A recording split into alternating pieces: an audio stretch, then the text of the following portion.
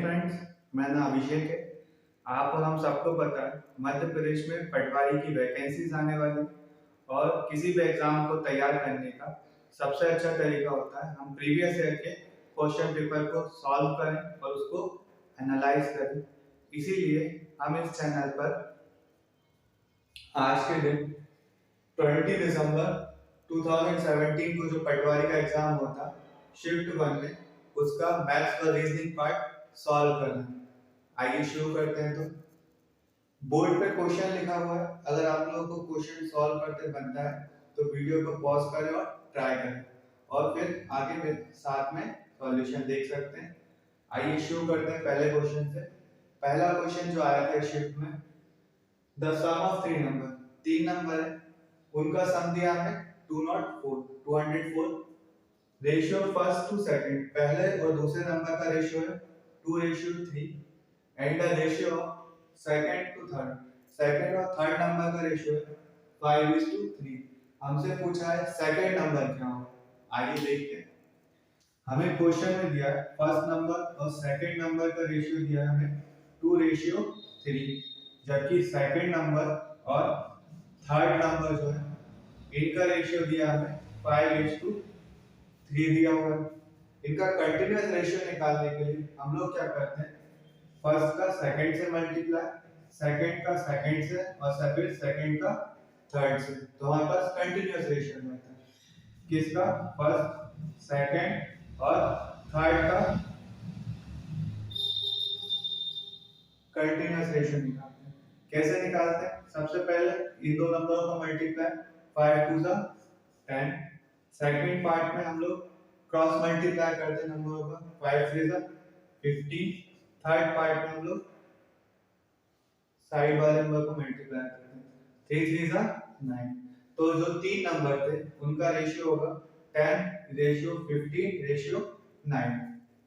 अब हम लोगों ने सीखा हुआ है रेशियो को नंबर में बदलने के लिए हम उसके आगे x लगा देते हैं।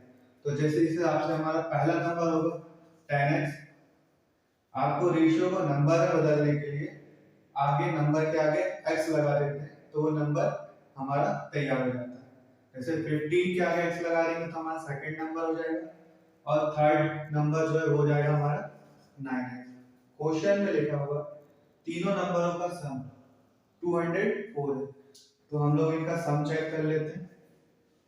204 है, तो 10 20 25 30 34, तो यहाँ पे हमारे पास 34x की वैल्यू हो जाती है 204, x की वैल्यू हो जाएगी हमारे पास 204 अपॉन 34। हम लोग 17 से चेक कर लेते हैं, क्योंकि 17 टू द 34 होता है।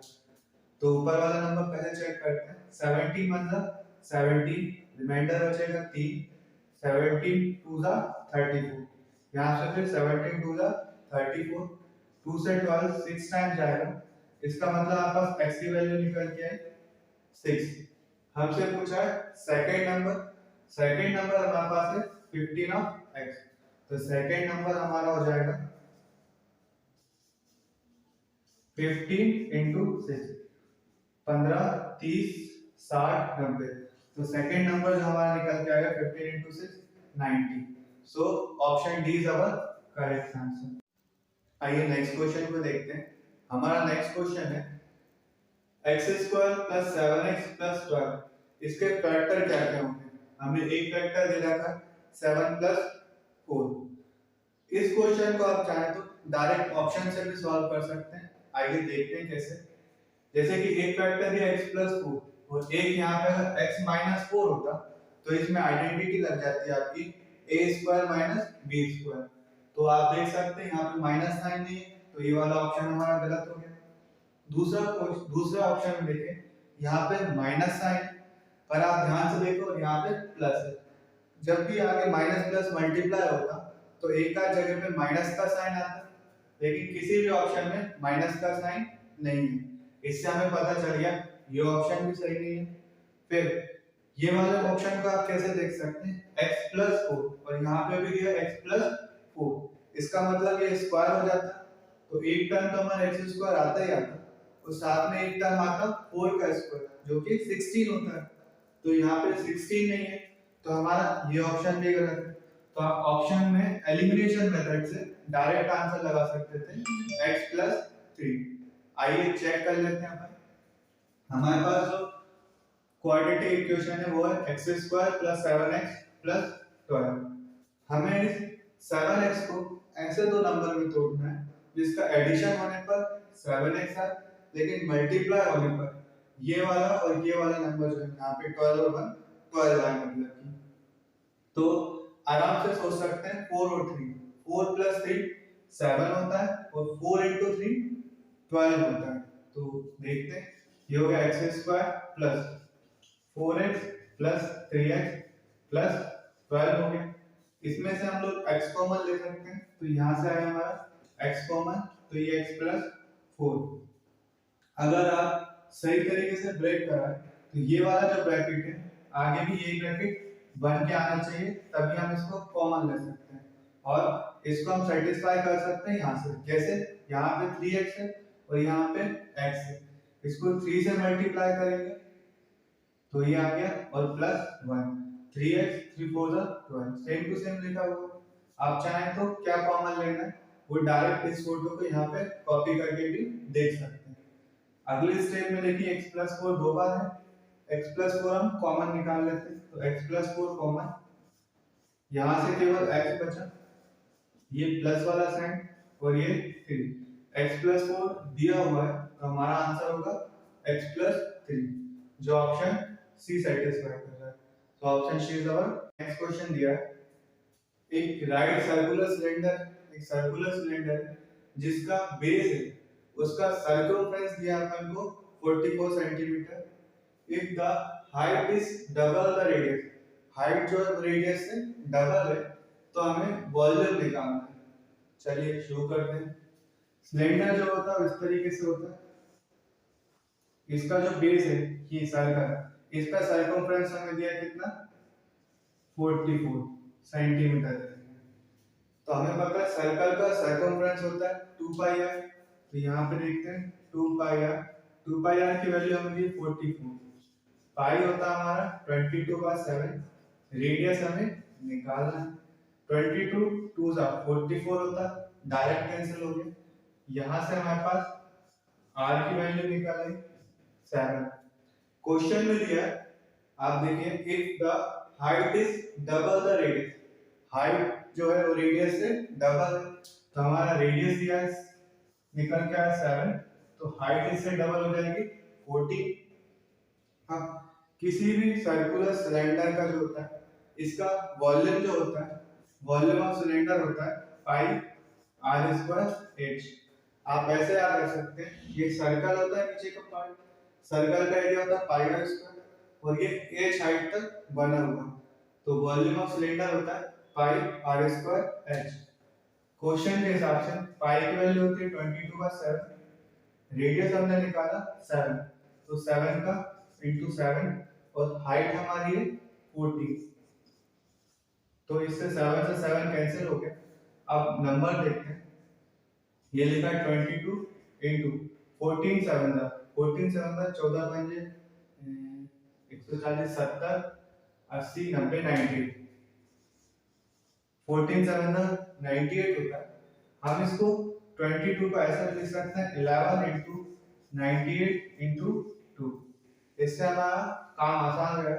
11 से नंबर को मल्टीप्लाई करने की ट्रिक होती है, जो पहला नंबर होता है इसे वैसे लिख देते हैं, उसके आगे जो नंबर है इनको ऐड कर देते हैं, 8 8 16 और 1 17, 17 का 7 कैरी आई 1 और ये जो नंबर है इसको वैसे क्यों लिख देते हैं, जो कैरी है 1 जोड़ने पड़ेगा, तो ये हो गया 10 इंटू 2, इसकी वैल्यू हो गई 8 2 16 7 2 14 प्लस 1 15, कैरी का 1 और 2 1 2 2 1 5 6।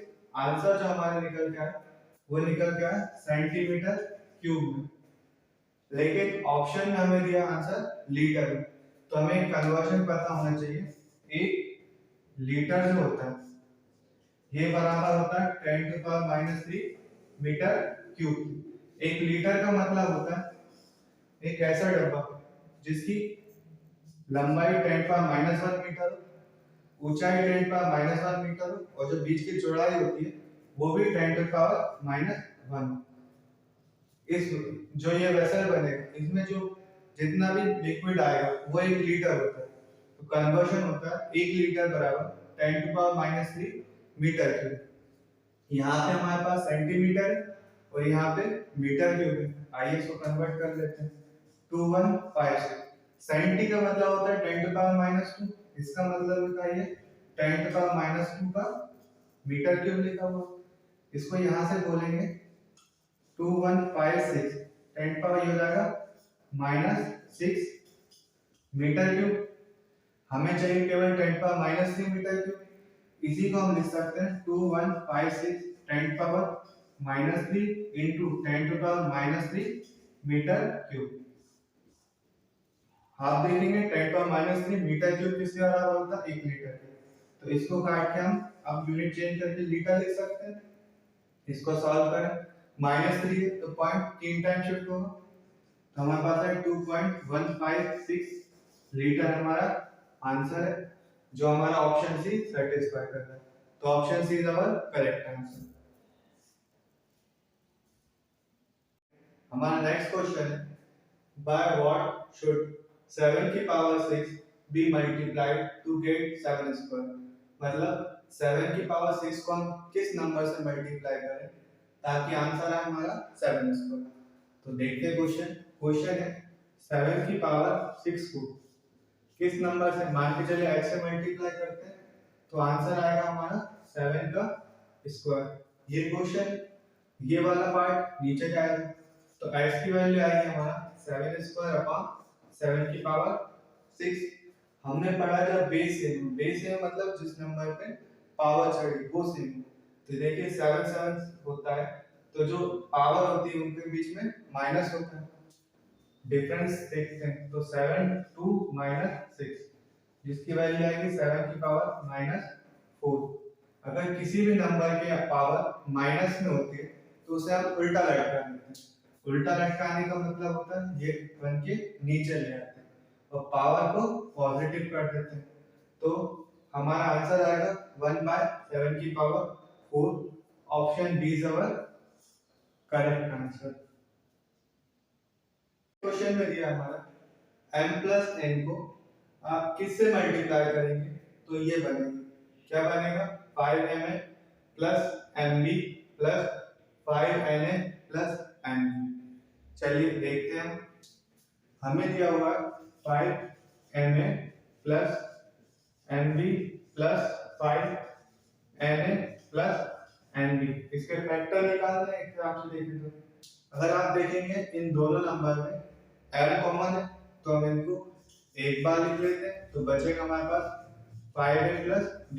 ये वाले ब्रैकेट को हमने इस तरीके से सॉल्व करा, फिर ये प्लस कॉमन लिया, यहाँ पे देखें n 2 बार लिखा हुआ तो हम n को कॉमन बार बना लेते हैं तो n 5a प्लस b।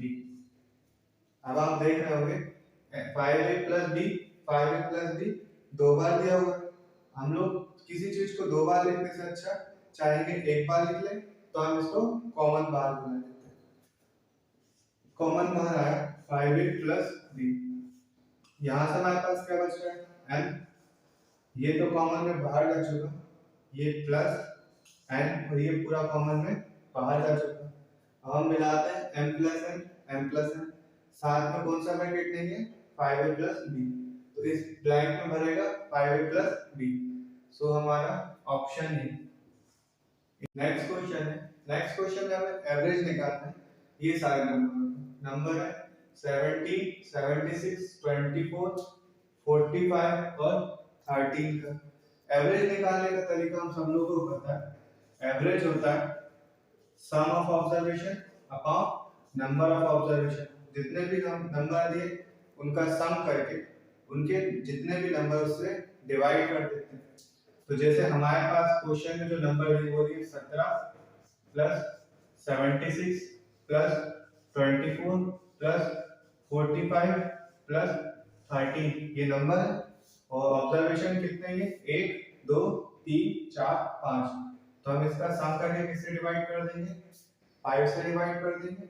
आइए सम करते हैं 10, 70, 80 और 20, 100, 140, 150, ये हो गया 6, 4, 10, 160, 5, 165 और 5, 170, 2, 72 और 3, 75। तो हमारा सम आया 175/5। अब सबको पता है 5 को 30 से गुणा करेंगे तो 150 आता है और 25 आता है 5 बार में। तो इसको आप ऑप्शन काटेंगे तो 35 टाइम्स कट जाएगा। सो हमारा option C is our correct answer. Next question, a train which is 150 meter long, एक ट्रेन है जो 150 मीटर लंबी है, passes through राज, वो राज के पास हो रही है, travelling at speed of 36 kilometre per hour. जो ट्रेन है वो 36 किलोमीटर पर आवर की स्पीड से चल रही है। How long will it take to pass राज। क्वेश्चन देखते हैं, जैसे ये राज खड़ा है और यहाँ से ट्रेन निकल रही है, ट्रेन पास होगी, ट्रेन पास होगी मतलब राज को क्रॉस कर जाएगी। तो पास होने टाइम पे जो डिस्टेंस कवर होगा वो ट्रेन की लेंथ ही होगी, ये वाली लेंथ होगी। तो डिस्टेंस कवर होगा हमारा जो ट्रेन की लंबाई दी हुई है, और हमें क्वेश्चन में स्पीड दी हुई है 36 किलोमीटर पर आवर की स्पीड से ये चल रही है, लेकिन हमें जो लंबाई दी है वो मीटर में दी है। तो हम इस यूनिट को कन्वर्ट करेंगे मीटर पर सेकंड में। आपको पता होगा कि किलोमीटर पर आवर को मीटर पर सेकंड में कन्वर्ट करने के लिए हम इसको नंबर को 5/18 से मल्टीप्लाई कर देते हैं, तो यूनिट कन्वर्ट हो जाती है मीटर पर सेकंड में। 18 टू द 36, 5 टू द 10, तो स्पीड निकल के हमारी 10 मीटर पर सेकंड। ये इस स्पीड से ट्रेन चल रही है, इसकी लेंथ कितनी है हमारी 150 मीटर। क्वेश्चन में पूछा है टाइम पूछा हुआ है, तो हमें पता है टाइम का फॉर्मूला होता है distance by speed, speed is equal to distance upon time, उसी फॉर्मूले से आया हुआ है। डिस्टेंस कितनी कवर कर रहा है वो 150 मीटर, और उसमें टाइम कितना लग रहा है उसे 10 सेकंड का, तो सॉरी स्पीड किस स्पीड से चल रहा है वो 10 मीटर पर सेकंड की स्पीड से चल रहा है। टाइम तो हमें कैलकुलेट करना है, तो 10 से एक जीरो कैंसिल हो गया, तो टाइम हमारा निकल के आता है 50 सेकंड। तो option C is our correct. Next question देखते हैं। नेक्स्ट क्वेश्चन है the number of student who opted for IT course decreased by 23%। मतलब जितने भी बच्चे थे उसमें से अब 23% कम है जो आईटी कोर्स में वो आईटी कोर्स को चूज कर रहे हैं।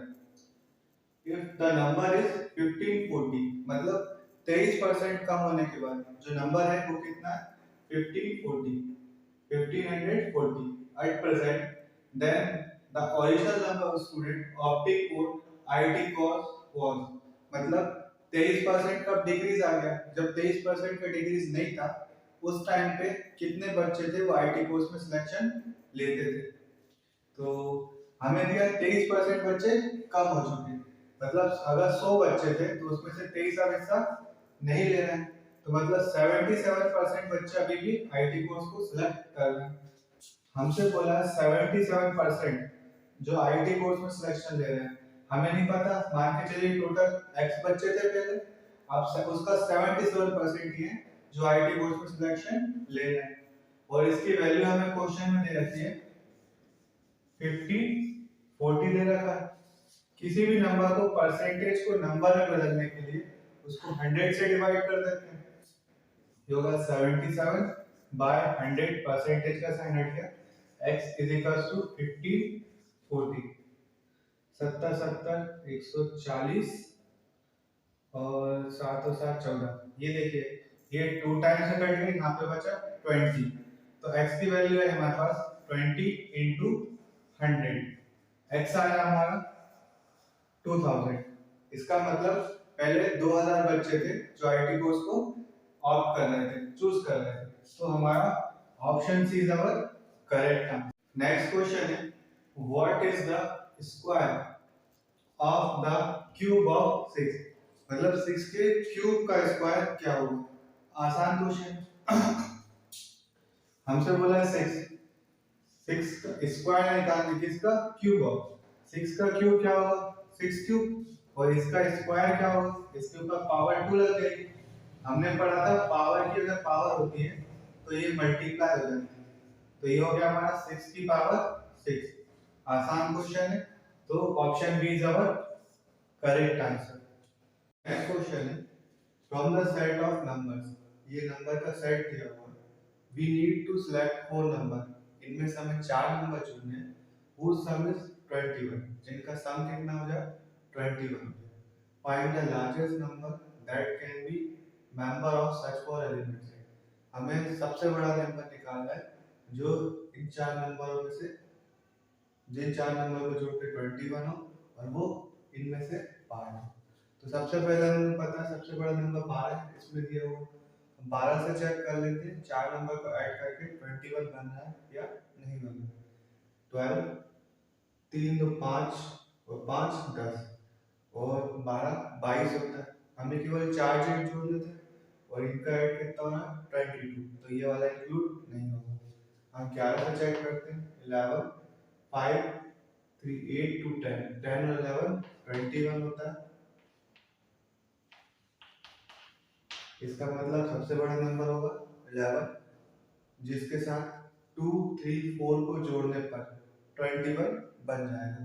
तो हमारा option D is our correct answer. कैसे देखना चाहे तो 11 प्लस 2 प्लस 3 प्लस 5, ये 4 नंबर है, इसका पार्ट भी और इनका एडिशन 21 भी होगा। नेक्स्ट क्वेश्चन है 4320 के प्राइम फैक्टर हैं जिनकी पावर ए बी सी है, हमें बताना है, then find the value of A B C, तो हमें ए बी सी की वैल्यू निकालनी है। तो आइए देखते हैं, जैसे हमारा नंबर लिखा 4320, इसको हम इस तरीके से लिख सकते हैं 432 into 10, क्योंकि 10 का फैक्टर 2 into 5 होता है, ये हमें पता चल गया। हमें 432 का फैक्टर वो देखते हैं, आइए देखते हैं 432, 432 का फैक्टर देखते हैं, सबसे पहले 2 से शुरू करते हैं, 2 2 सा 4, 2 1 सा 2 बचे गए 2 3 2 6 सा 12, फिर 2 से देखते हैं 2 1 सा 2 ना जाने का 0, 2 8 सा 16, 2 से 5 4 टाइम्स, 2 से 2 2 सा 4 बचे गए 2 7 सा 40, अब 3 से 3 9 सा 27, फिर 3 3 सा 9 और 3 1 सा 3, तो हमारे पास फैक्टर कितने हैं इस नंबर के पूरे, 1 2 3 4 और एक है 5, 2 आया हमारे पास 5 टाइम्स, 1 2 3 3 आया हमारे पास 3 टाइम्स और 5 आया हमारे पास 1 टाइम, ये वाला। सो ऑप्शन देखें तो टू ए 5 है, बी 3 है, सी 1 है। Option question. नेक्स्ट क्वेश्चन है what is the value of, ये जो लिखा हुआ इसकी वैल्यू बतानी है हमारा √16 प्लस √9 माइनस 5, √16 4 होता है, उसी तरह √9 3 होता है माइनस 5, 4 और 3 7 होता है, 7 में से 5 माइनस करें तो 2 आता है। सो option A is our. Next question क्या है, ए बॉक्स कंटेन 15 कार्ड, एक बॉक्स है जिसमें 15 कार्ड रखे हुए हैं, बियरिंग नंबर जिसमें 1 से लेकर 15 तक की नंबरिंग करी गई है, एक card is drawn at random, कोई भी एक कार्ड निकाल लिएगा उसमें से from the box, what is the probability, probability निकालनी है that the number on the card is a prime number, जो नंबर है वो कैसा नंबर है, प्राइम नंबर। तो ये प्रोबेबिलिटी का क्वेश्चन है, प्रोबेबिलिटी का फॉर्मूला होता है favourable number upon total outcome, तो हमारा फेवरेबल नंबर क्या है इनमें से, प्राइम नंबर, तो हम देखें 1 से लेकर 15 के बीच में कितने प्राइम आते हैं, 1 प्राइम नहीं होता, ना ही कंपोजिट होता है, सबसे पहला प्राइम 2 3 5 2 3 5 7 9 नहीं होगा 11 और 13, 1 2 3 4 5 6 6 हमारे प्राइम नंबर है और टोटल तो हमारे पास 15 कार्ड है। 3 1 जा 3 3 2 6 3 5 जा 50, तो प्रोबेबिलिटी निकल के आएगी 2/5। Option C is our correct answer. Question है, next question, the total sum of angle in the polygon. ये पॉलीगन है, इसमें टोटल एंगल जो होंगे उनका सम क्या होगा ये हमें बताना है। तो टोटल एंगल के सम का फॉर्मूला होता है, इंटरनल एंगल के फॉर्मूला होता है 2n - 4 into 90 डिग्री। यहाँ पे जो n होता है, n होता है नंबर ऑफ साइड। तो हम देखें इस पॉलीगन में कितनी साइड है, 1 2 3 4 5 6 7 8, 8 साइड है। इसका मतलब ये ऑक्टागन है। आइए चेक कर लेते हैं। 2 into 8 minus 4 multiplied by 90, 8 to the 16, 16 minus 4 होता है आपका 12, 12 into 90, 12 9 जा 108 और एक ये 0 और आ गया। इसका मतलब हमारा ऑप्शन डी करेक्ट आंसर।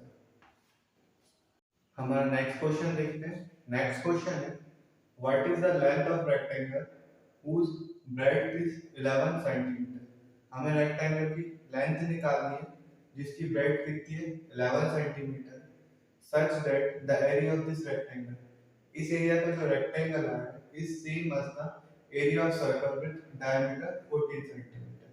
तो इस रेक्टेंगल का एरिया और सर्कल का एरिया जिसका रेडियस 14 सेंटीमीटर है वो बराबर है। तो हम देखते हैं रेक्टेंगल का एरिया किसके बराबर दिया है, सर्कल के एरिया के बराबर दिया होगा। रेक्टेंगल का एरिया हमें पता होता है लेंथ इनटू ब्रेड्थ। तो इस क्वेश्चन के हिसाब से लेंथ हमें निकालनी है, तो लेंथ को हम L लिख देते हैं और ब्रेड्थ की वैल्यू कितनी दी है हमें 11 दी है। और सर्कल का एरिया होता है पाई आर स्क्वायर। इसमें डायमीटर दिया हमें 14, तो रेडियस क्या होगा डायमीटर का आधा, इसका मतलब रेडियस होगा हमारा 7 सेंटीमीटर। तो आर स्क्वायर मतलब यहाँ से हमारा पाई, आर की वैल्यू हमारे पास 7 का स्क्वायर होगा और पाई जो होता है पाई की वैल्यू होती है 22/7 into 7 का स्क्वायर। तो हमारे पास यहाँ से बन रहा है L into 11 is equals to 22/7 multiplied by 7 का स्क्वायर। इस 7 ने 7 को खा लिया, 11 बचा 11, 11 2 जा 22, 7 2 जा 14। तो यहाँ से हमारे पास लेंथ की वैल्यू निकल गई 14 centimeter. So option is our next question.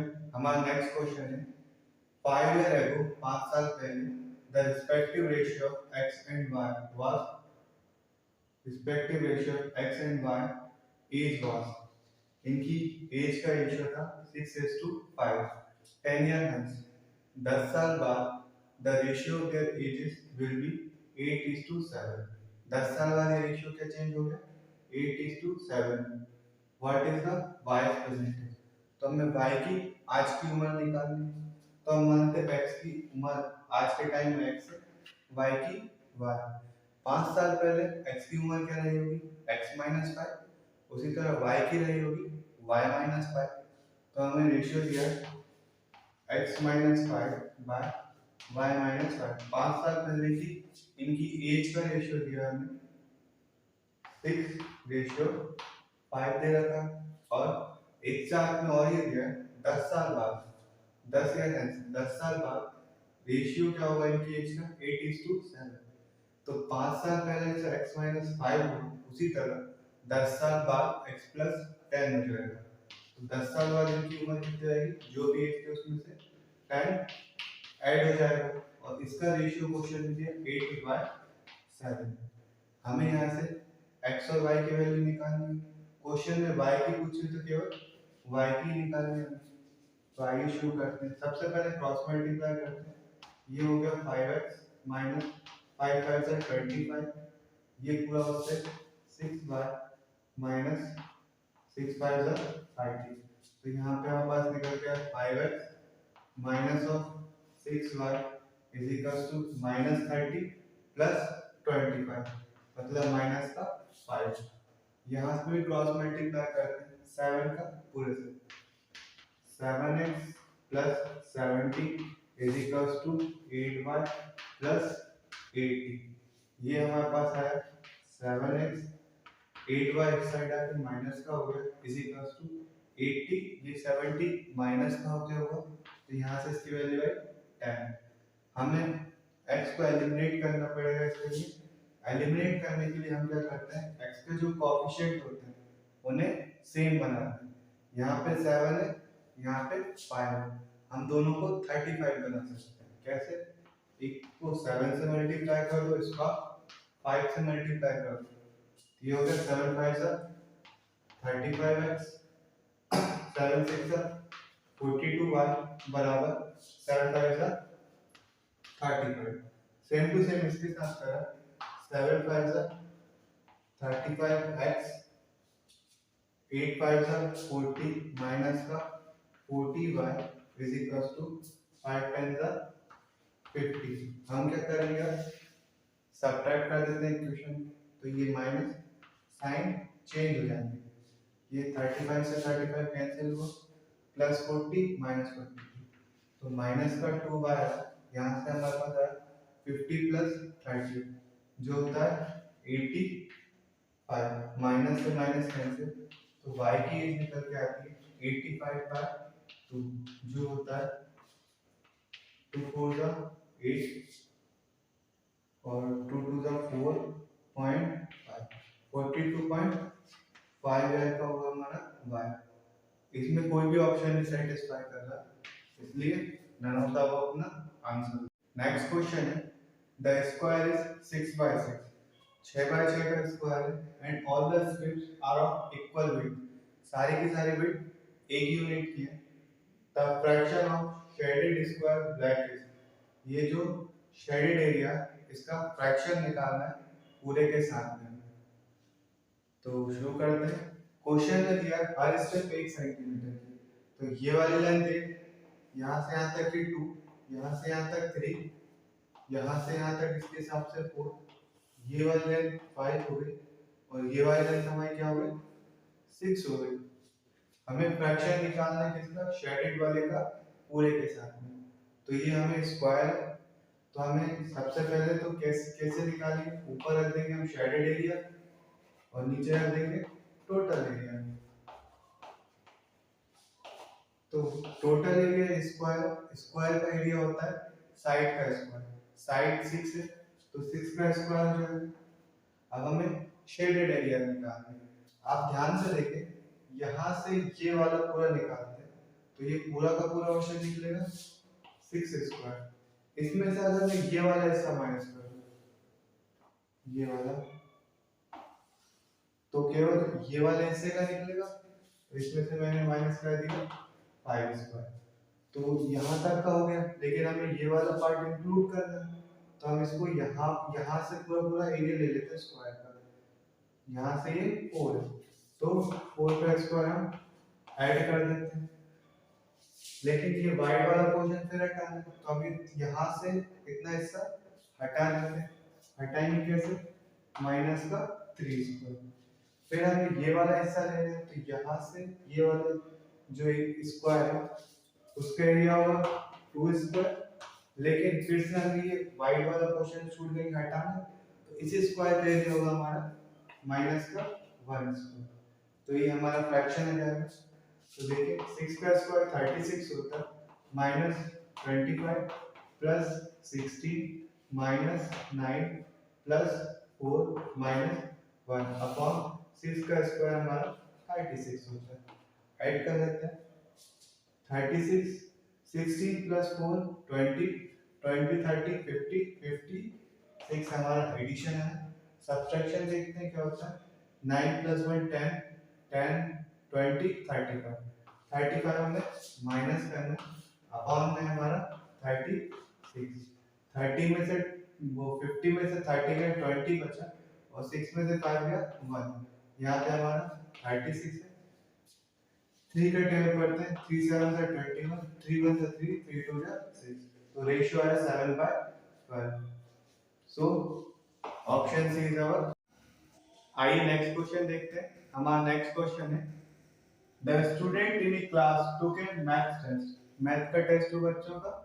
2/3 of the boys, जितने भी लड़के थे उसमें से 2/3 और 3/4 ऑफ द गर्ल्स, और लड़कियों का 3/4 हिस्सा ने टेस्ट को पास कर लिया। It is notice that equal number of boys and girl pass. लड़के और लड़कियों के बीच में बराबर है, उन्होंने बराबर नंबर है उनके टेस्ट पास करने में। What is the minimum possible number of student in the class. तो हमें बताना है मिनिमम पॉसिबल नंबर क्या होगा जो स्टूडेंट ने पास किया होगा। टोटल स्टूडेंट का मिनिमम नंबर बताना है। शुरू करें। मान लीजिए लड़के x थे और लड़कियां y थे। क्वेश्चन में बोला हुआ है the student of 2/3 of boys, जितने भी लड़के थे उनके 2/3। 2/3 का मैसेज लिख सकते हैं 2:3। इसका मतलब है टोटल 3 लड़के थे तो उसमें से 2 लड़कों ने टेस्ट को पास कर लिया, और दिया 3/4 ऑफ गर्ल्स। 3/4 ऑफ गर्ल्स मतलब अगर 4 लड़कियां थी उसमें से 3 लड़कियों ने टेस्ट को पास किया है। सवाल में ये भी लिखा है जितने लड़कों ने पास किया है उतनी ही लड़कियों ने भी पास किया है टेस्ट। तो ये है लड़के जिन्होंने पास करा और ये है लड़कियां इन्होंने पास करा। हम इनका नंबर सेम बना लेते हैं क्वेश्चन के हिसाब से। इन्हें सेम बनाने के लिए इसको मैं 3 से मल्टीप्लाई कर रहा हूं और इसको 2 से मल्टीप्लाई कर रहा हूं। जैसे ही करता हूं तो ये हो गया 6 रेशियो 3 3 जा 9 और 3 2 जा 6 और 4 2 जा 8। इसका मतलब है अगर टोटल 9 लड़के उनमें से 6 लड़कों ने पास किया होगा और टोटल 8 लड़के उनमें से 6 लड़कियों ने पास किया होगा। ये सिंपलेस्ट रेशियो बन के आ जाएगा। अब हम इसके हिसाब से देखें तो ये टोटल लड़कियां हैं और ये टोटल लड़के हैं। इनको हम ऐड करते हैं 8 + 9 17 आता है। तो मिनिमम पॉसिबल नंबर क्वेश्चन के हिसाब से स्टूडेंट का रहा होगा 17। So option A is our correct answer. हमारा नेक्स्ट क्वेश्चन देखते हैं। नेक्स्ट क्वेश्चन है the big triangle is equilateral with area 18 square centimeter. ये जो ट्रायंगल है ये इक्विलेटरल। इक्विलेटरल मतलब कि ये पूरी साइड और ये पूरी साइड तीनों साइड कैसी हैं बराबर है और इसका एरिया कितना total 18। The 3 lines are parallel to sides trisecting the third। और ये 3 लाइन है ना 1 2 3 ये पैरेलल। कैसे पैरेलल? ये वाली लाइन इस वाली लाइन के पैरेलल होगी, ये वाली इसके और ये वाली इसके पैरेलल है और साथ ही साथ में ट्राइसेक्ट कर रहे हैं। ट्राई यानी 3 और सेक्ट यानी हिस्से। तो 3 बराबर हिस्से काट रहे हैं ये वाली लाइन और ये वाली लाइन ये लाइन बराबर है और इसके भी 3 हिस्से। तो इसका मतलब सारे जो 6 हिस्से हैं सब बराबर बराबर के होंगे। ये वाली भी लाइन इक्विलेटरल होने के कारण दोनों के बराबर और इसके भी 3 हिस्से हैं। तो इसका मतलब सारे हिस्से हमारे बराबर हैं। अब हमसे पूछा क्या शेडेड एरिया का अपन को बताना है शेडेड एरिया कितना है पार्ट है। तो अगर आप ध्यान से देखें आपने ट्रायंगल गिनने सीखे होंगे रीजनिंग में। अगर मैं इसको ऐसा जोड़ दूं और इस वाले पार्ट को ऐसे जोड़ दूं, देखिए ये वाला पार्ट जोड़ा ये वाला पार्ट जोड़ा तो सारे के सारे हमारे इक्विलेटरल ट्रायंगल बने। एक ये बना एक ये एक ये एक ये टोटल बन रहा हमारे कितने 9 इक्विलेटरल ट्रायंगल बन रहे।